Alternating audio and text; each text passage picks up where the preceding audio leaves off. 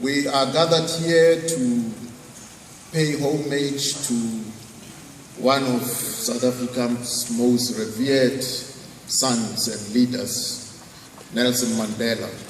As we know, on the 5th of this month, at exactly 20 hours, 50 minutes, a heart more precious than gold stopped beating. Nelson Mandela is at once a product and a maker of history. He is a child of his environment. His life is no different from the many lives of our people.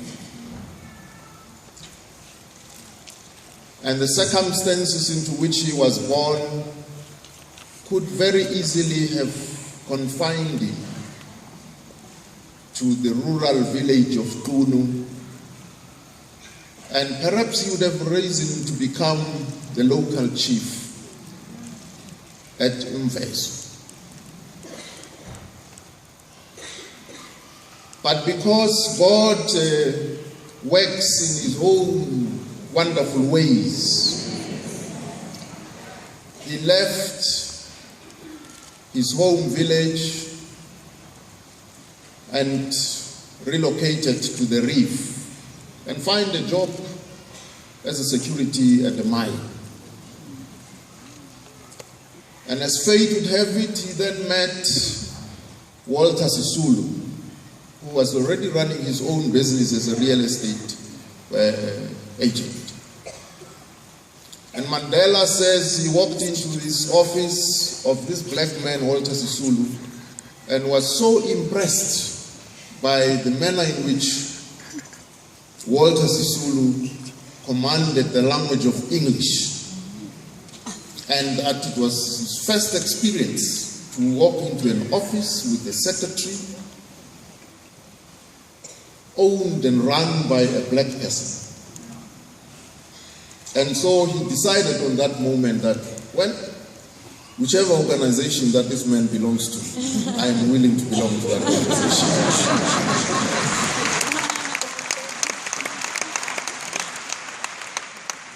And it was Walter Sisulu who introduced him to a law firm, and Mandela's appetite for law studies was whetted. And he was able to be assisted to register at the University of the Witwatersrand, where he studied law and happened to be in the same classes with Joe Slovo and George Bezos.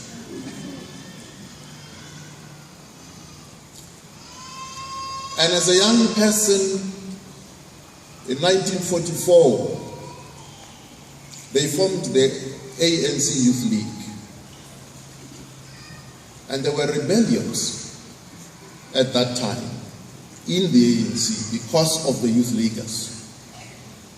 They rejected the notion of non-racialism and felt that Africa is for the Africans exclusively.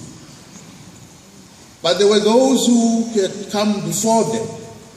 The generation of Moses Kotane, the generation of Sol Plaatje, the generation of Josiah Gumede, the generation of Dr. Kuma. And it was that generation which patiently taught them that human beings are never ever wholly defined by one element. You can't define a human being on the basis of skin color. You can't define a human being on the basis of flat or sharp nose. You can't define a human being on the basis of height. You can't define a human being on any one element. A human being is a wholesome, multifaceted being. And these elders patiently opened up their eyes and vision to understand that we are all human beings, God's children. And Madiba himself tells a story of how in his youth he used to disrupt and bust meetings of the Communist Party of South Africa. He says he used to go there and disrupt it. And the then General Secretary of the Communist Party, Moses Kotane, never ever, he says the leadership of the Communist Party never ever criticized him in public. Instead, Moses Kotane and J.B. Marx always sought an appointment, to have an appointment with him. And he says he never granted it. He made it very difficult, hard to find. Until one day, when he got home from work, he found Moses Kotane seated at his home. And Moses Kotane said to him, well, I've been, requesting for an appointment, an audience with you, to know, and still I don't have that appointment. And so I've decided that today I'm coming to sleep at your home. I've already made the arrangements with your dear wife to prepare an extra plate of food for me and a corner where I would be able to sleep. And he says, this is a story told by Madiba himself, and he says, Moses Kotane indeed sat down with him throughout the night. And they debated and discussed, and he says by the next morning, he understood that this struggle will only succeed if it is waged by the broadest cross-section of the South African population, regardless of creed, regardless of color, regardless of race, regardless of sex.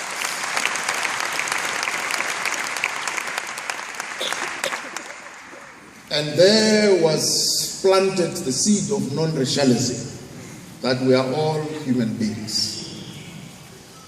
And Madiba then, together with his generation of the 1940s, Walter Sisulu, Oliver Tambo, Anthony Lambede, Boy Masekela, Dr. Ngomo, all of them were Dr. Motlanthe, were all in the Youth League. And they felt that their leaders, he says, they brought militancy into the organization. And he tells a story once again of how when in 1953 they had a meeting of the National Executive Committee of the ANC, and their leaders, their senior leaders, Professor Z.K. Matthews and Chief Albert Lutuli, had earlier in the morning a meeting with the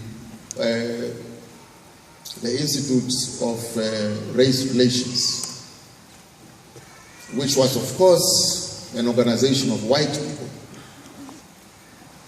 And so he says, as they waited, they kind of discussed, those of them who were waiting for the leaders to come back, that they need a report as to what was discussed, what these leaders discussed with the Institute of Race Relations. And so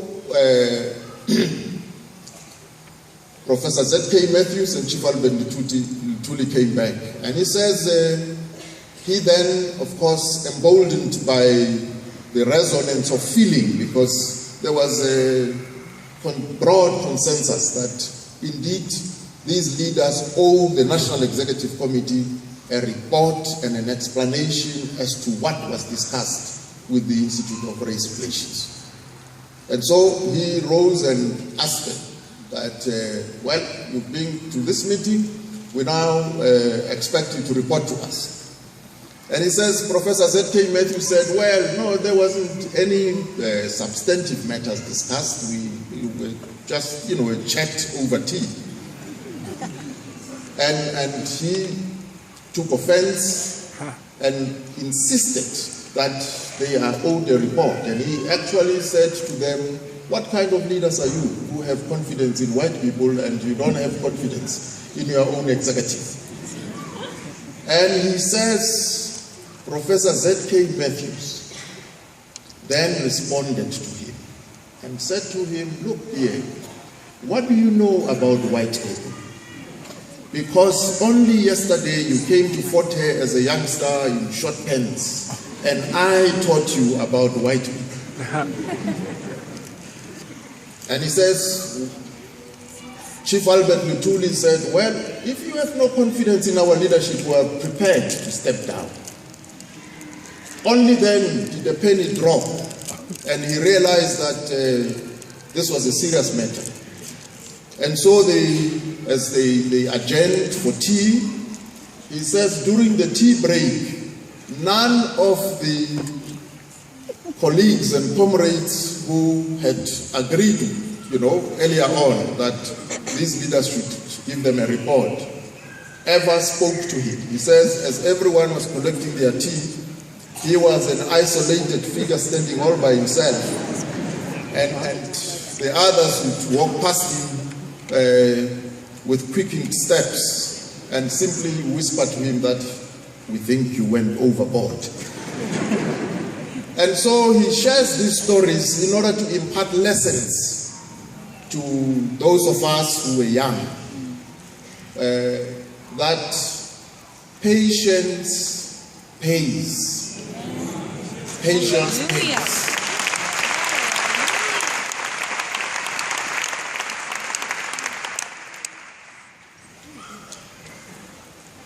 Poets in the future will say about Madiba that he left giant footsteps in the sands of time.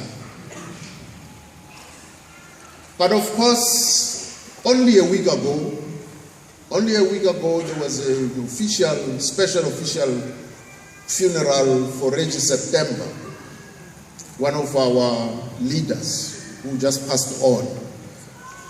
And at that funeral we said, well, Uncle Reg, you will not walk alone.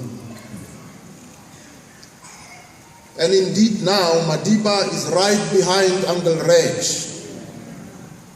And so even as we are paying homage to Madiba today, we also have the right